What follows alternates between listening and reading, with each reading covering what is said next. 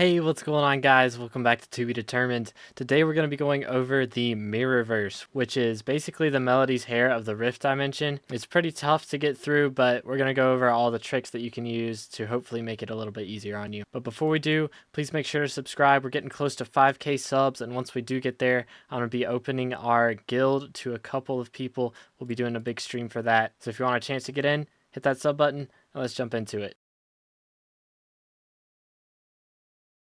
Alright, so the Rift Dimension is over towards the Dread Farm, but it's actually in between the Dread Farm and the West Village. Since there's not warp to the West Village, we're going to use the Dread Farm warp. Now, I haven't done a video on the Dread Farm yet, but that's coming pretty soon, so don't worry. Anyways, we warp over here, and there is a building over here that is going to have the Mirror Dimension in it. You can see through the wall right here. The Mirrorverse is there. So there is a 3-minute gate to get in. So you are going to have to pay that to be able to get in. But once you're in there, your time is completely done. It will pause and you do not have to worry about it no matter how long it takes you to get through.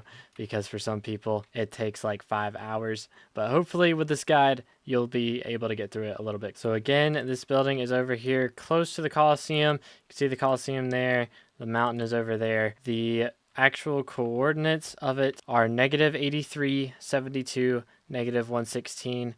That is the entrance here to the door that the Mirrorverse is in. So you just jump down here, and you will have had to get through the West Village area. You don't need the Dread Farm area to get in here, but you do have to get through the West Village area. And you can already see we've got our first puzzle here. So the Mirror Dimension is based a lot on mirrors. Who would have guessed? But you can see there are some things in the mirror that are not in this actual room with us. So these levers are not in the room with us on this side, but they're over there. However, you can see if we click one that it changes. This purple one here is up. If we click where it should be, it's going to turn down. You can't turn it back up after that. Anyways, you can also see that Dr. Emmett is over here. So we go and talk to him. He says, are you looking for a specific room? So you can use this guy to go to different rooms. As you can see, there are 1, 2, 3, 4, 5, 6, 7, 8 different rooms. You only have to get through 7 though. The 8th is just the reward room. However, there are a ton of talismans that you can get from doing all these. However, you will have to do them on hard mode. But first room's pretty easy. Just flick all the levers down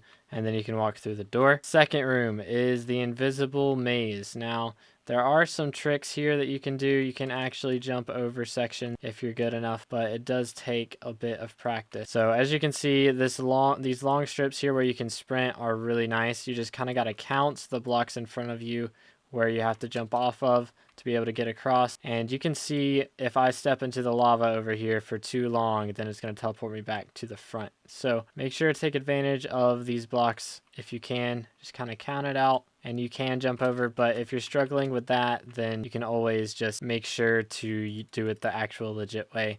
It's honestly not too bad. But I do recommend shifting. If you're struggling with it, then just shifting and walking through. And even doing it that way, it is a little bit tough to wrap your brain around. But this is more of just kind of an introduction to how the Mirrorverse works. You're going to be doing a lot of puzzles like this where things are not in the room with you, but they are in the room with you in the mirror. And so you're going to have to play with it like you're in the mirror. So there will be a lot of things that are invisible. If you lag on this one, it's not going to matter too much. You can see the lever is right here. It opens the door and you can walk through. Next room. This is the crafting room. So you can see there's a bunch of mobs in the mirror that are not actually in front of me. So this one's kind of tough. You kind of just got to hit them until you get all the materials to craft this item right here. And you will have to do it inverted. So we're going to need quite a bit of string, quite a bit of wood from the baby zombies here as well. And this is like the only room or the only place in the rift where you can actually crit mobs. I don't know why, but it is kind of interesting. But yeah, I do recommend just going to the back of the room and kind of angling yourself so you can hit the creatures. So you're kind of looking at yourself out of the corner of your eye until you get everything that you need. And then you walk up, right click where the crafting table should be, and you can craft all of your sticks. And so the bow is gonna be backwards. So you place it on the left, the string on the left side instead of the right side. It makes a wob, and it'll be the same for the fishing rod. Across here, we'll need 2 fishing rods, 2 bows, and then you're also going to need a lead, which is fun. But yeah, I do recommend using your keyboard more than your mouse because you can kind of tell where you're at a little easier that way. Anyways, go with the lead, boom. And so you can see the mirror says that we need to place it this way. But because it's a mirror, it's actually inverted. So you got to go to this side. A tiny hammer. And use the hammer to smack the lever where the lever should be. It's on this left side of the door, and it will open up the door. We look down.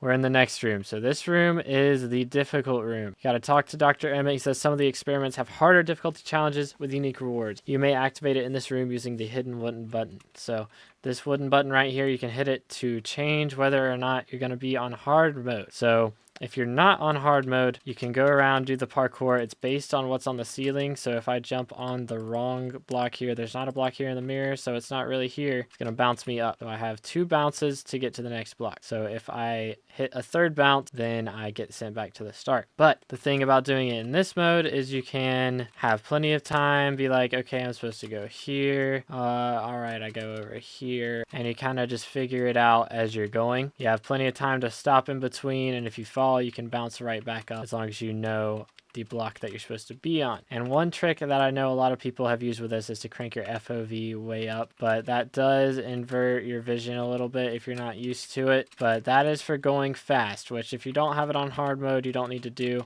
But if you want to unlock the talisman, then you are going to need to do it. So in order to unlock the talisman, you need to be on hard mode. The difference between regular and hard mode is if I jump out on this block, which is the right block, it will disappear and I don't get to bounce up if I fall. So it is pretty difficult, quite a bit of a pain. But if you want all the talismans in the game, you're going to have to do it.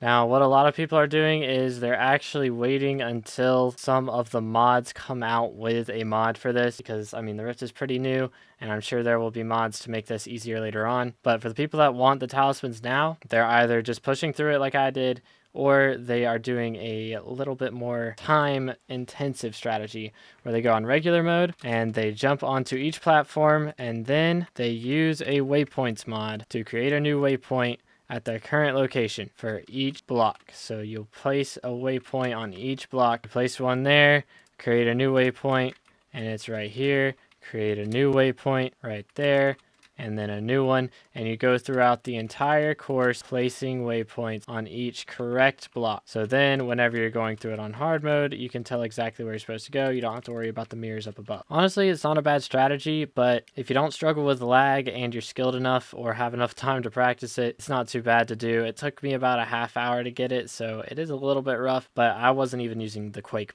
Pro strategy, so using that definitely helps a lot. So those are the 2 main strategies to get through this and to be able to get the talisman. But again, if you're not worried about the talisman right now, then just doing it on easy mode is pretty simple. You don't really have to think about it too much. You just kind of jump across each block. There are a couple sections where it looks like you could jump to either section, but a lot of times that is going to be easy to tell if you're not on hard mode, just because you'll look over and it'll be like 2 blocks higher than you're supposed to be able to jump. So again, at least on easy mode, it's not too bad. Hard mode, if you're using Quake Pro, it's also not terrible. You will fail quite a few times, most likely, but if you're going for the talisman right now, you can't wait for it, then you set aside an hour or 2 to grind it. At the most, you should be able to get it. Anyways, on to the next room. After the upside down parkour, you have the 5th room, which is the red-green puzzle. Now, this one is pretty fun, I'm not going to lie. You can see I'm moving around on the right side, but on the left side, I'm not. That's because it is red. So if I click on this side, it becomes green. Now I'm moving around, but I'm not moving around over there. So you kind of got to figure out the puzzle here. So for this one, you need to stand on the pressure plate. Now, if I just try and walk across into the room, I'm not going to be able to do it, because I'm not standing on the pressure plate. So if I swap to this one, see, I'm still standing on the pressure plate over there, and I can walk through the door easily. Now for the second room, again, you're going to be using the same trick. You step on the pressure plate there, click on this door, and now I can step on the pressure plate here, click on this door, swap over to this room, step in here, click on this door, run over here, get into this door, click, then I go in this door, and you can see that door opens. And now I can step on this pressure plate. So when I step on this pressure plate, the door opens. But if I step off of it, try to run in, it's not going to work. So we step here, click on here, and we can walk through the door. Now this is where things get a little bit more difficult. So I can click this button to exit because this room causes people to rage. Now again, these puzzles are very difficult, so don't feel bad if you can't get them the first try. They're not only mentally taxing, they are also quite the physical, difficult stuff. Anyways, we stand on the pressure plate. We click over here. You can see we can stand into this room here. Now, if we press where this button is at, boom, it's going to go in and then we get a jump boost. Now, I can press the button and then jump all I want and it's not going to activate. It has its set time where even if I don't press spacebar, I'm going up. Now, what we need to do here is click the button and then jump up to where this guy's standing at right here. And we stand on the pressure plate here, click across. So we're standing on the pressure plate and then we click back. So we're standing on the pressure plate over on this door over here, we're fine. Now, since we're standing on that pressure plate, this door over here is open. You can click on the button back up top. So I cannot leave up there until I click that button. So see, it's on this block right next to us. So we are not clicking above. We're clicking block right next to us, run across, jump up, and then we're in the door. Now we run over here and we can see we're on a pressure plate on that side if we click there. So we stand on the pressure plate. Now we got to click back because once we leave, we want to still be standing on the pressure plate. We jump down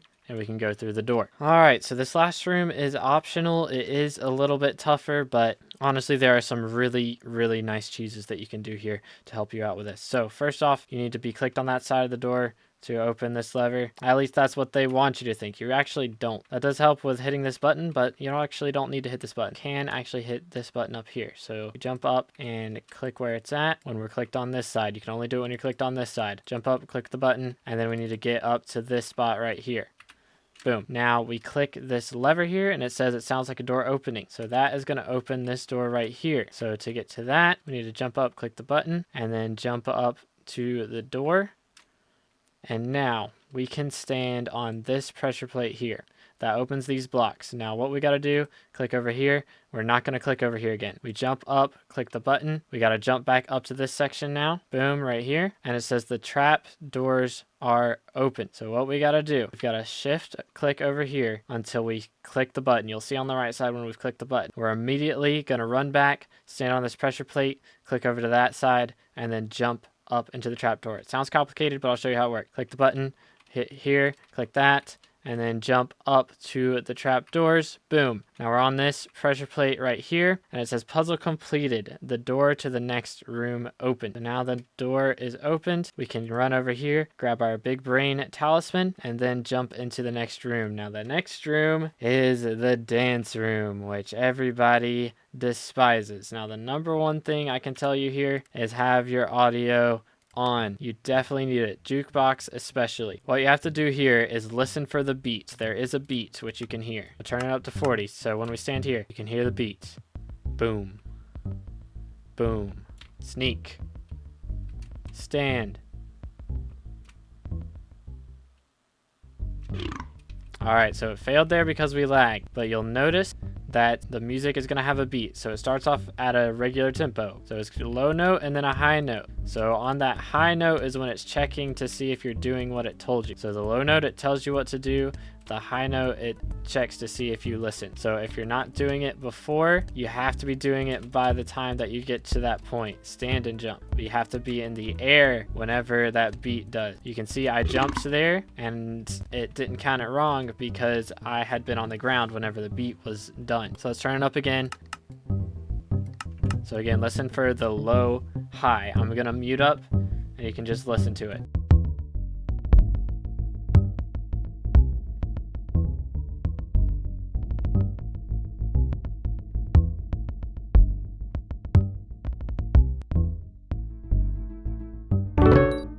Alright, so that was a pretty good run right there, but you'll notice a couple things. So the door opens halfway through. That was only the halfway point. You have to keep going to earn the Tiny Dancer Talisman. Now the thing about this beat, if you're off beat, then it's going to get mad at you. So as long as we're over here by the time that second chime goes up, we're good. But once it gets to the jumping part, if we start jumping too soon, then we'll get in trouble. But yeah, you can notice we were standing on that block for a second, but if we're sneaking by the time it does the other, then we're fine. However, if we sneak and jump and we're not midair when that beat happened, then we are in trouble. So you got to make sure to be doing whatever it told you by the time that second beat is on. Now there's another thing that will be introduced after you get a little bit past the halfway point, and that is punching. And you will have to punch on every single beat. So every time you hear that loud chime, every time that it tells you to do something, and every time that it checks if you're doing it, you're gonna have to punch. So what I recommend doing is practicing punching as you're going. So there's punch, punch, because if you just hold it down, then it will get mad at you and it won't count it. So punch, punch, punch, punch, punch, every single beat. It also helps you keep up with the tempo a little bit easier, and so you'll know when to jump and everything. But at the end of this, I'm not going through it again. I've already done it once. It took me 45 minutes. But at the end of this, you will get the Tiny Dancer Talisman, which is an uncommon talisman, and it's rift transferable, so pretty nice. But if you get through it and you don't want to do it again, you can just hit this exit button. And the next room is the Tubulator. Now this one is pretty fun, I'm not gonna lie. I kind of like this one a lot. So you'll go over here, you'll talk to Dr. Emmett, and he is going to give you the Emmett pointer. So what you'll do here is you will point at the block in the mirror. You don't have to point where you think the block is going to be at. Point at the block in the mirror. It'll bounce off the mirror and tell you where the block is. So this room is pretty cool, man. It's pretty cool. Now you'll see that laser doesn't stay for long, but you do have a jump boost, so you can tell where you're supposed to go, and it lasts for a second after you've picked the next block. So you have a little bit of time to tell where the edge of your block is and where you need to go to. Now you can see you do have checkpoints down there. There's checkpoint 1, 2, and 3, and as you get to each one, you'll unlock it. So if you're just going for, again, the Mirrorverse time charm, then you don't have to worry about whether or not you use the checkpoint. You can use them if you fall and not worry about it, but if you're going for the talisman, then you are going to need to go without checkpoint. So honestly, it's not too difficult. If you use the laser pointer right, you can tell where all the blocks are, and with a jump boost you can usually time it pretty well, and you can unlock the talisman at the end of this one. Honestly, I can't even remember the name of it, but we're about to get there, so let's just see what it is, shall we? Alright, it's the miniaturized Tubulator. Don't hate the player, hate the game. Uncommon accessory that is, again, rift transferable. So if you haven't been counting, you get the lava test bucket, which is an uncommon talisman from the lava section with the mirror on the top. You get the tiny dancer from the dance room, which is, again, another uncommon talisman. You get the big brain talisman from doing the red-green puzzle room, a common talisman. And then from this room, you get the Tubulator, which is an uncommon talisman. So you're getting 4 different talismans, and they're all the rift transferable. So you can take these into the main game, get them out of the rift dimension, and use them for magical powers. So if you're going for max stats or just for a decent amount of talismans, you're going to want to be doing all these. Now, at the end of this, there is Dr. Emmett's shop, which you will need to get into. So for the Mirrorverse time charm, you can get 10 Shadow Cruxes and 10,000 motes and unlock it after you've completed the whole Mirrorverse. You can get the mirrored iron chest plate, which gives 30 seconds of rift time using the wild chain top and 12 Shadow Cruxes. So in total, that is 22 Shadow Cruxes. And then you can get this reflection book for 16 Shadow Cruxes and 5k mode. Currently going for a mil a piece, but that is 3 enchanted books inside here. It grants 2 intelligence and 1 true defense. When damaged by an arrow, deal twice your intelligence to its shooter. So it's pretty cool, I guess. That true defense is definitely worth it, especially when you can put it on multiple armor pieces. But you do also get 60,000 motes for the first time you complete the Mirrorverse, so that is a nice bonus as well. And if you don't have these items on you after you've completed it, don't worry. You can talk to Dr. Emmett, have a few questions, whatever, press the button, exit, and then you can go grind out all your stuff, come back down, talk to him again, go to the reward room, and you can open his shop again, buy whatever you need. Alright guys, I know you probably did not enjoy the Mirrorverse, but I hope you enjoyed this video, and I hope that it helped you out. If you guys have any tips or tricks that I didn't go over, be sure to leave them in the comment section, and if there's a really good one, I will pin it. So if you're still struggling after you've watched this video, then be sure to check out the comment section. There's usually some pretty good suggestions in there. Or if you don't want to scroll through that, you can just check out the Discord and ask me on Discord. I check out the Discord every single day, and I try and answer all the questions that I get. So be sure to do that, and I'll see you guys in the next video. God bless.